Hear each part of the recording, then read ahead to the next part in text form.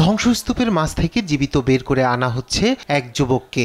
এই দৃশ্য স্মরণকালের ভয়াবহ ভূমিকম্প ঘটে যাওয়া মিয়ানমারের রাজধানী নেপিদোয়। সিঙ্গাপুর ও মিয়ানমারের যৌথ উদ্ধারকারী দলের রাত দিন অক্লান্ত পরিশ্রমের পর জীবিত উদ্ধার করা সম্ভব হয় তাকে। এই ঘটনাকে অলৌকিক বলছেন অনেকে।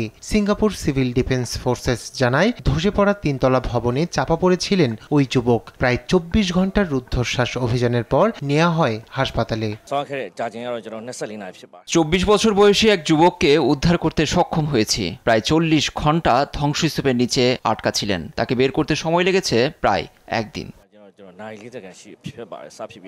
এদিকে অভিযানকে যৌথ সহযোগিতার ফসল হিসেবে দেখছে মিয়ানমার দমকল বাহিনী।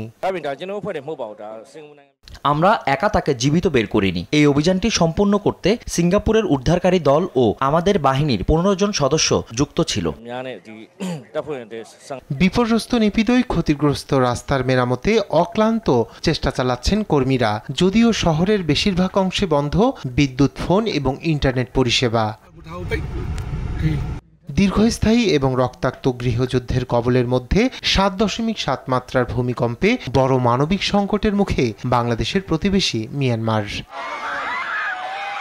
রায়হান কবির শুভ্র, নিউজ ডেস্ক, দেশ টিভি।